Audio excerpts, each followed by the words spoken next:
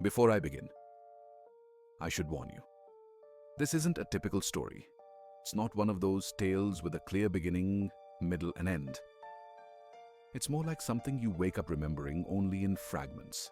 Images, sensations, thoughts you're not sure are yours. But if you decide to stay and listen, make sure you stay until the end. Because something changes. Not just in the story, maybe in you too. I don't remember falling asleep. One moment I was sitting on the couch, eyes heavy, lost in thought. The hum of the refrigerator, the only sound in the room. The next, I was walking down a long gravel path lined with trees I didn't recognize. Their branches didn't reach up.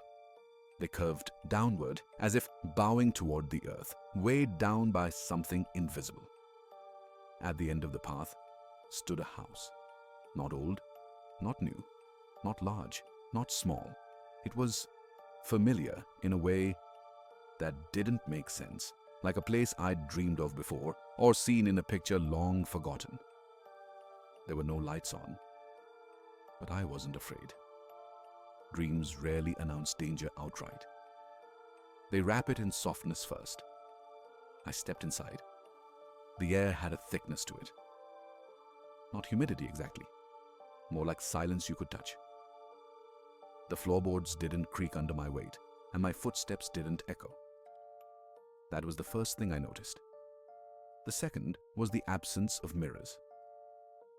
There were empty frames where mirrors should have been, above the fireplace, in the hall, at the end of a corridor where a mirror almost seemed required. But every single one was missing. Only walls stared back. Then I saw the clocks, dozens of them, on the walls, on mantels, on shelves, even one dangling from the ceiling like a chandelier. All ticking, all working, but none of them in sync. One read 2:18, another 11:47. A third, hanging beside a cracked window, counted backward with each passing second. I wandered through the house slowly, drawn by something I couldn't name. Each room I entered looked nearly identical to the last. A dusty couch, a single lamp that didn't turn on, a small table with a closed book on top. At first, I thought I was walking in circles, so I left breadcrumbs. A coin on the floor, a half-torn page tucked under the lamp. But when I returned, the coin was gone. The page was whole again. Time moved strangely there. Not just in the clocks. My body felt delayed. I'd move my arm, and for a split second, it wouldn't respond, like watching myself through bad reception. I opened a door that led to another door, then another, then another. I passed through 5, maybe 6 thresholds before stepping into a room that wasn't a room at all. It was an atrium, open to the night sky. Except there were no stars, just a deep, pulsing blue. The walls were made of glass, or something like it, but not one pane reflected my image. In the center of the space stood a chair, facing away from me. Something was sitting there. I approached slowly. The air grew colder, heavier with each step. The thing in the chair didn't move. When I was close enough, I saw its hands resting on the arms, identical to mine. The same faded scar on the left index finger.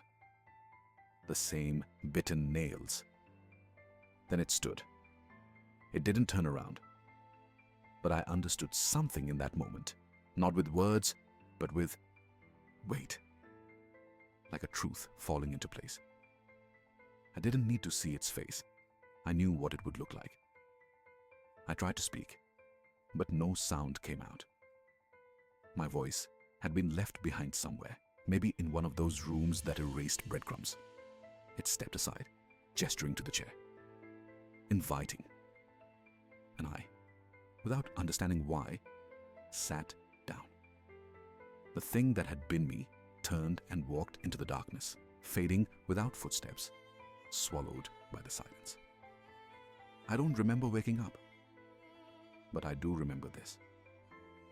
Ever since that night, I haven't seen my reflection. Not once. Not in mirrors, not in windows, not even in dreams. And the clocks in my house? Some of them have started ticking backwards. You stayed until the end. So tell me, who's sitting in your chair? If this story whispered something to you, like, comment, and subscribe. There are more waiting.